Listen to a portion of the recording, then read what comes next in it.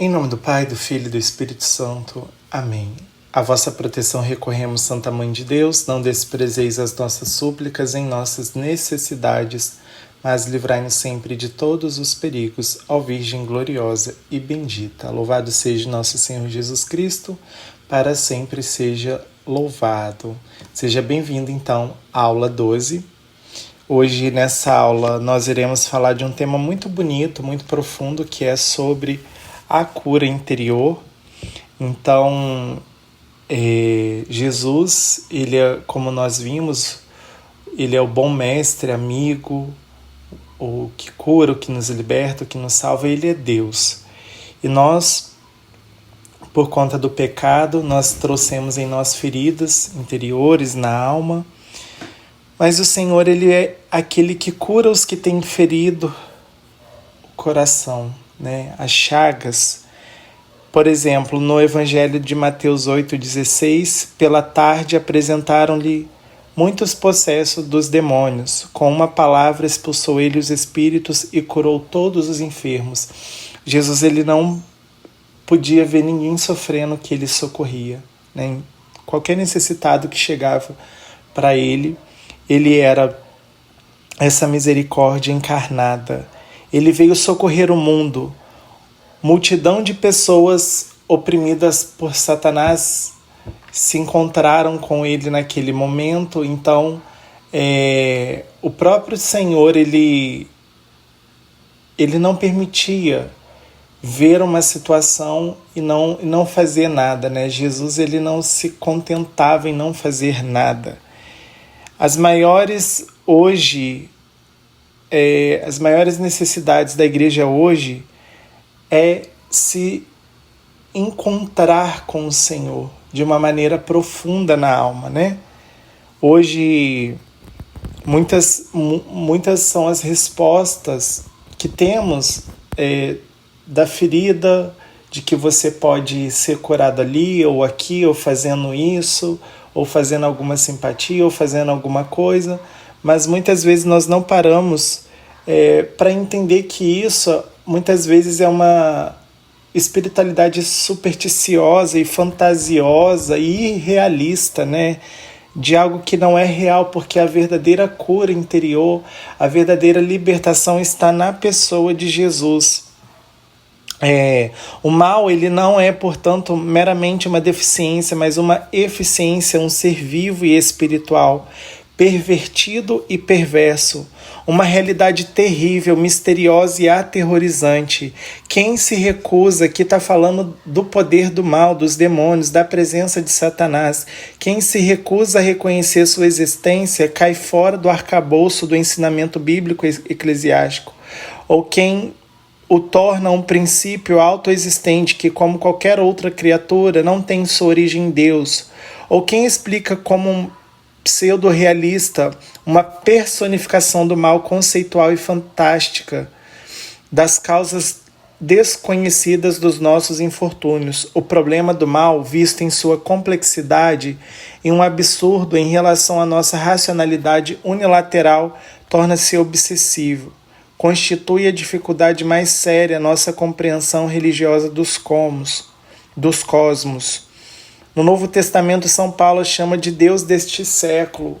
Pelo pecado ter entrado do mundo, existe um mal que é ele mesmo, uma pessoa. Jesus, quando ele ora, pedindo para que nos guardaste do mal, não tires do mundo, mas que preserve do mal, o Senhor, ele falava desse mal pessoa. Por quê? Porque o mal, ele ainda é atuante e operante no mundo. Em Efésios 6, no capítulo 12, vai dizer: revesti-vos da armadura de Deus, da couraça de Deus, para que possais resistir às ciladas do diabo, pois nossa luta não é contra homens de carne e sangue, mas contra as potestades, contra os príncipes deste mundo tenebroso.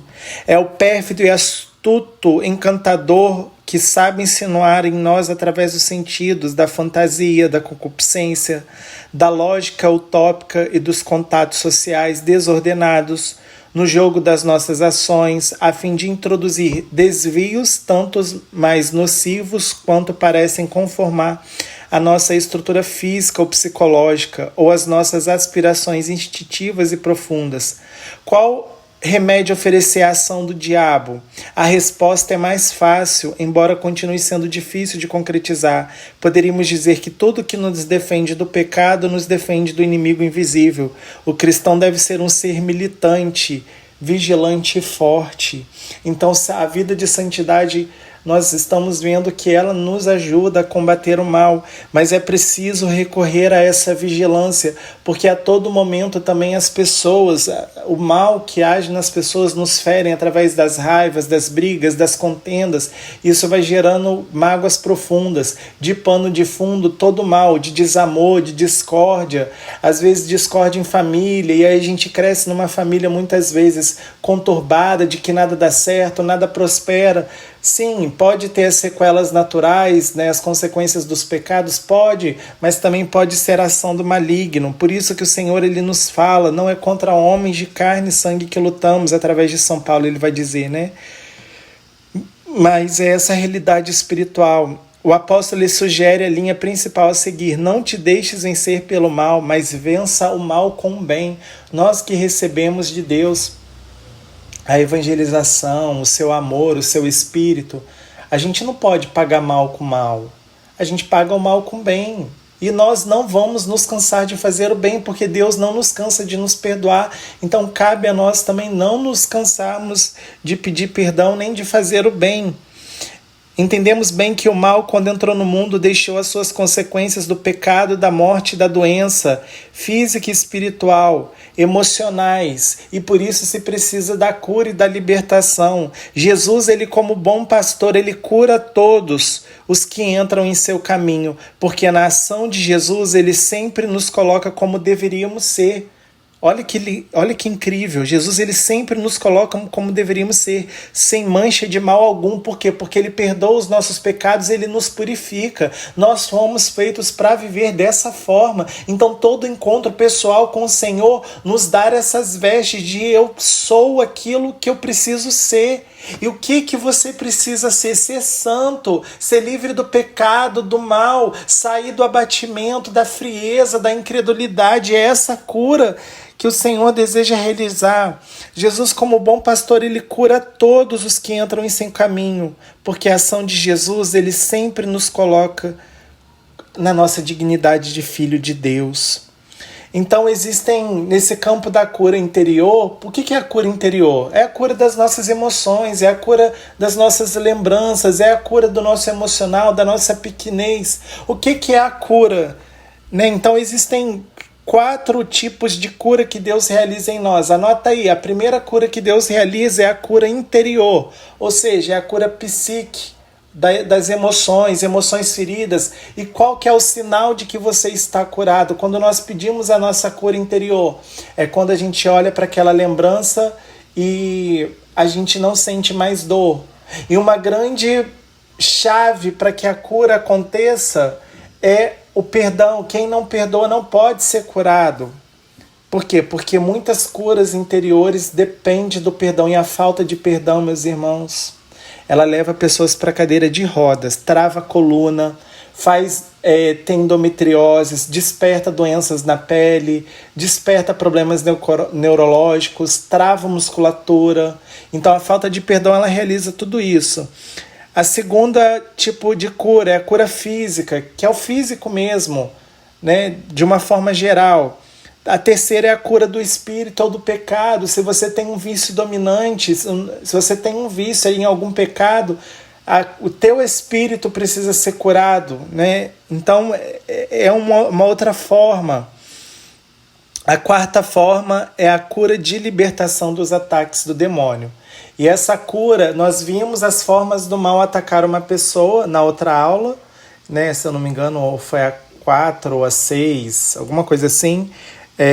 Acho que foi a 6, né? As formas do mal atacar uma pessoa. Então, a cura da libertação dos ataques do demônio. Então, o que é a cura interior? São a cura das emoções. Por exemplo, medo, raiva, solidão, tensões. A cura que liberta, dos ataques do inimigo ou dos resultados que esses ataques deixam em nossas vidas, porque às vezes nós somos atacados e às vezes deixam um rastro, e aí precisa de pedir ao Senhor que nos cure e nos liberte disso. De fato, com o diabo, como o leão que nos cerca tentando nos apavorar, esses ataques que ele fica ali rodando ao nosso redor. Então a cura das emoções, por exemplo, a raiva. Eu posso ter ira contra Deus e as pessoas, posso ter ira contra mim mesmo. A raiva pelo caráter de alguém, da família, por exemplo, aonde eu nasci. A raiva pelo ambiente em que vivo. Sinto raiva de mim por eu ser quem sou, nos sintomas como sentimos, como homem ou como mulher. Passamos por forte momentos de esconder também quem somos, da nossa identidade. Se não suporto uma argumentação, por exemplo, eu vou e retruco e respondo à minha maneira. Então isso é um sinal de que precisa ser curado. E aí nós entramos, por exemplo, numa emoção que é a ira contra Deus. Qualquer coisa, se você não consegue dizer graças a Deus, constitui-se ira de Deus, inclusive contra os contratempos da vida. Se você não tem capacidade de dizer graças a Deus eu consegui isso, graças a Deus isso aconteceu, graças a Deus foi o que tinha que ser. Se você não consegue dizer isso, é porque você tem ira, pode-se ser revelado uma ira contra Deus. A cura acontece através da humildade. Deus resiste aos soberbos. Depois nós temos a segunda ira, que é a ira contra os outros, que o outro fez isso, que o outro é aquilo, que o comportamento do outro me deixa irado. Jesus ele vai dizer ainda, vocês podem ficar irados, mas não pequeis, né? Que a minha ira não leve eu cometer um pecado. Então, a ira contra Deus, a ira contra o outro e a ira contra si mesmo não é um mal ou pecado e não é uma coisa negativa. Por exemplo, é um instinto positivo em si mesmo. Eu tenho ira de eu fazer coisa errada. Por um lado, isso pode ser bom. Então, quando a ira ela se torna um mal, quando ela vai no exagero, quando aquilo te rouba de Deus, né? Então ali pode ser que seja um pecado. Então a ira natural ela é como uma mãe que fica brava quando há perda de controle nos nervos, até chegar ao histerismo, aí sim é o mal. Então, se uma mãe ficou brigada porque o filho desobedeceu, você não podia comer o chocolate, você comeu, porque você tinha que almoçar primeiro. Dá um exemplo, essa ira é uma ira natural. O que é o histerismo? Você comeu chocolate, você é... Entendeu? Aí entra o histerismo, aí é que está o mal. Uma outra coisa que nós precisamos ser curados, uma outra ferida que nós precisamos de ser curado é o medo. O medo por si só é um instinto natural e de sobrevivência. Eu preciso ter medo de, por exemplo, de eu andar do lado de um urso e ser atacado por um urso. O medo do instinto de sobrevivência. É um medo natural. O medo é uma reação natural involuntária do corpo a uma situação que pode ser física ou mentalmente aversiva. É uma resposta que prepara o organismo para possível luta ou fuga.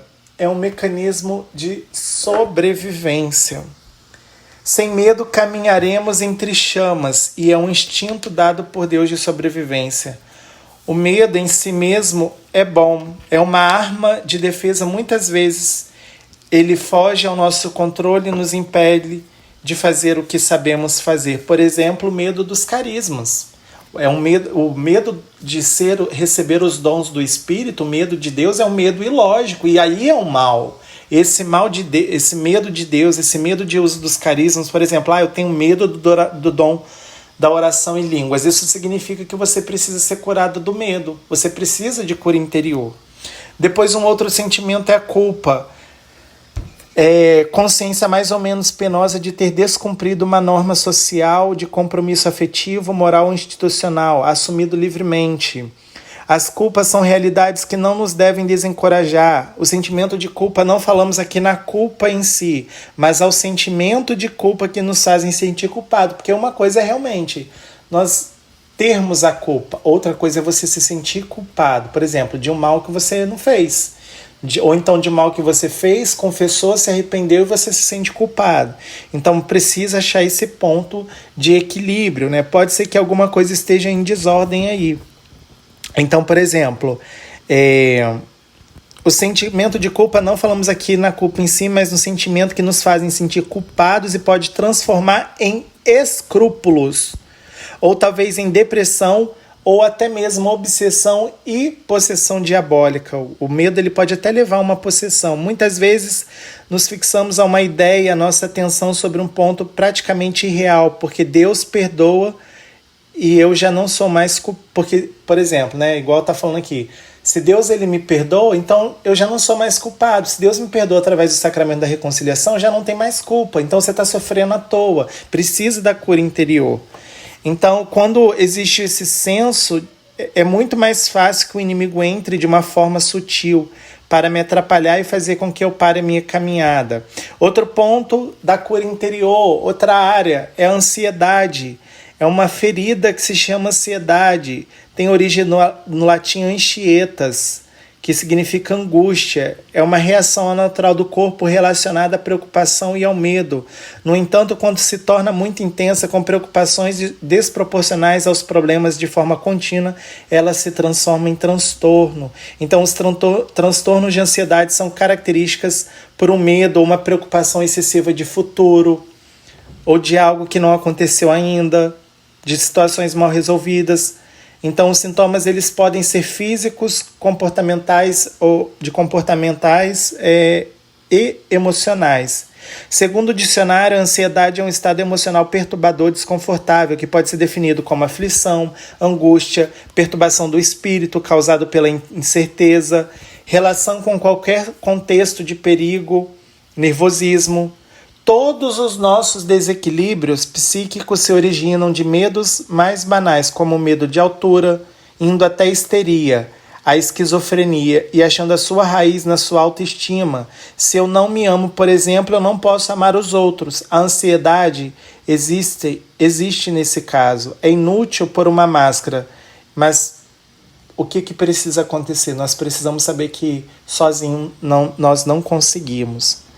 Então, outra forma que nós precisamos ser curados, e principalmente envolvendo as nossas emoções, passado, presente e futuro. A cura interior, ela passa esses 3 alinhamentos, né? Por quê? Por que nós precisamos investigar o passado? Por que não esquecê-lo simplesmente? O que motivou você a ter outros problemas? Pode ser raiz do passado. Temos problemas mais presentes, por que então indagar com o passado? Existem passado que é presente. Apesar dos anos passados, esse passado dá choques elétricos quando entra, né, quando ele vem à toma ou quando se toma um estado de consciência. Então, às vezes, algumas lembranças do passado, elas servem de tormentos para muitas pessoas. Então, por isso que às vezes a gente precisa... Gente, passado só serve para ser curado. Santa Faustina vai dizer, fique com Deus aquilo que o passado em si encerrou. Então, nós somos chamados pelo Senhor a sermos curados no passado, porque o maligno incita muitas vezes para Deus. Não existe passado, né, e futuro. Ele insiste em nos acusar. Por quê? Porque a gente ficando no passado, a gente não progressa espiritualmente. A gente faz não querer caminhar com Deus. E para Deus não existe nem passado e nem futuro. Deus é presença. Deus ele pode consertar o futuro curando o nosso passado, por exemplo. Não vos preocupais com o dia de amanhã. O dia de amanhã terá suas próprias preocupações. A cada dia basta o seu cuidado. Mateus 6:34. Todo o passado ele pode influenciar o presente. Ele não tem necessidade de ser perdoado, nem precisaria, afinal. Deus é perfeito e nele não existe raiz de mal. Deus não fez nada que necessite de perdão. Que eu vejo é Deus no ato de permitir que eu seja maltratado ou mal escutado. Gera em mim uma raiva contra Deus. Nesse caso, é bom dizer-lhe, está bem, Senhor, eu não entendo. Somente sei que estou ferido e quero te perdoar da nossa parte, não da sua parte. Então, muitas vezes nós somos feridos por alguma situação do nosso passado e nós brigamos com Deus. Mas não é que Deus precisa do nosso perdão, mas é que de nossa parte nós precisamos perdoar a Deus, porque o coração do homem ele se machuca. O segundo ponto, nós precisamos perdoar o nosso passado, a nós mesmos, a nossa história, a si mesmo, a Deus e aos outros. pelas faltas dos pecados que cometemos, pelas limitações dos outros. O amor depende de um abrir daquele sol que já está presente. Deus já está presente, Deus ama. O mandamento de Jesus para entrarmos no céu: amai, perdoai quem vos ofendeu, amai os que vos perseguem, rezai pelos que vos maldizem. Esse é o recado de Deus para sermos transcendentes na vida de pecado, de perdoar, né? E ir além do perdão. Então, cada cura acontece em uma atmosfera de amor. Se não tem amor, não tem cura. Deus, ele não pode agir num ambiente que não tem amor. É por isso que ministros de oração, de cura e libertação que acompanham padres exorcistas no atendimento precisam ter amor, gente. Se não tem amor, não entra nesse ministério. Se não tem amor, não vai para a guerra. Se você não tem amor no seu coração, não vai rezar por ninguém. Porque se não tem amor, Deus não pode curar. Porque Deus, ele se cerca de ambiente de amor. Então, pessoas aptas na mão de Deus para curar são as pessoas íntimas. Pessoas que já passaram pelo sofrimento, do sofrimento pela cura. Então, as pessoas que já estão ainda na luta, mas estão no processo de cura. A finalidade de Deus nos curarmos é a evangelização. O Senhor, ele quer me curar e quer curar você nesse momento, mas para que você também seja evangelizado, para que você também evangelize e cure aqueles que estão no caminho. Então, o Senhor, ele veio curar como um todo. Um sofrimento emocional, um pecado oculto, pode ser que este esteja sob o poder do maligno e precisa ser externado e confessado. Pecado oculto é pecado não perdoado, e pecado oculto é você ficar amarrado ao demônio. Então é necessário se colocar, confessar para receber de Deus o perdão. E é necessário tomar posse da cura. Outro ponto é a cura do espírito. O início de todos os males está no pecado original. Então, o nosso espírito, ele precisa da cura. Por quê? Porque nós somos pecadores. Ainda não contemplamos a visão beatífica enquanto estivemos no vale de lágrimas, que é nessa vida. Nós precisaremos lutar até o último momento. Então, a cura interior, ela é um processo que inicia como abertura de coração para que Jesus entre e cure. Depois nós temos a cura física, é quando o corpo padece alguma enfermidade e fica fragilidade. É importante a busca do tratamento médico. A cura física, ela também vem através dos médicos. É necessário estar alinhado. A ciência e a fé são duas asas que voam juntas, mas às vezes por causa de nossas escolhas, nós deixamos brechas que roubam a abundância divina tanto no corpo quanto na alma. Então, quando a gente está em pecado, a gente rouba a graça de Deus, não só espiritualmente, mas no nosso físico. Pode sofrer com isso ataques de envolvimento com o mal ou na permanência de pecados graves, por exemplo, no caso dos mortais e repetidos. Para que a pessoa seja liberta, é necessário arrependimento, propósito firme de emenda, renúncia e declarar o senhorio do Senhor. E em seguida buscar com urgência o sacramento da confissão. Então o encontro pessoal com o Senhor é o encontro que vamos vivendo tudo aquilo que Ele sonha para nós, né? E esse encontro pessoal, o Senhor, Ele vai nos planificando, Ele vai nos dando vida, Ele vai colocando em nós o seu Espírito, o Senhor vai nos levantando à medida que nós vamos se permitir ser encontrado com o Senhor. E muitos sofrimentos que nós trazemos da alma é porque nós não servimos a Deus. Existe sofrimento que você sofre no teu coração porque você ainda não foi para a missão. Existem curas e graças reservadas para aqueles que servem a Deus. Existem situações da sua vida, presta atenção, existem situações da sua vida que vai ser resolvida a partir do momento que você for para a missão, entrar em algum grupo de oração, buscar alguma pastoral, servir no batismo, na catequese, seja onde for, sendo ministro da comunhão, sendo da PASCOM, sendo da pastoral da saúde, seja qual for o chamado que você queira ir. Existem curas e libertações que só vai acontecer mediante ao teu sim na missão. Anote isso para você rezar, porque se até hoje você tá rezando, algumas coisas não acontecem, tá travado, mas você já rezou pela cura e nada acontece. Por quê? E você sabe que é até da vontade de Deus, porque Deus já mostrou.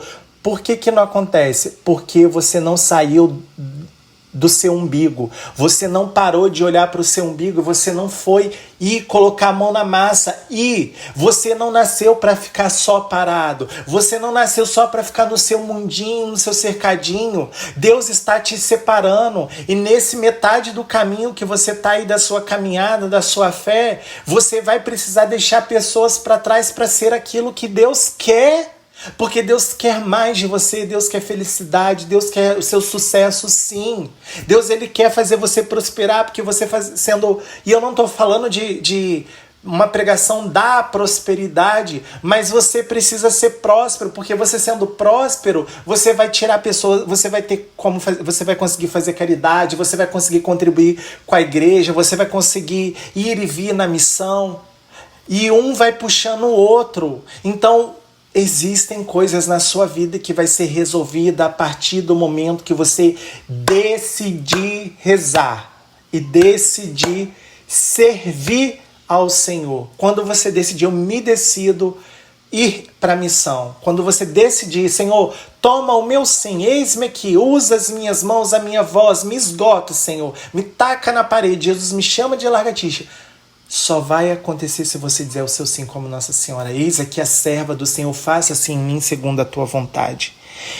Então, o que fazer nesse encontro pessoal quando a cura não acontece de forma imediata ou rápida? O que fazer quando Jesus não nos cura rapidamente? Primeiro, sofrer as demoras de Deus. Segundo, completar na nossa carne o que falta às tribulações de Cristo.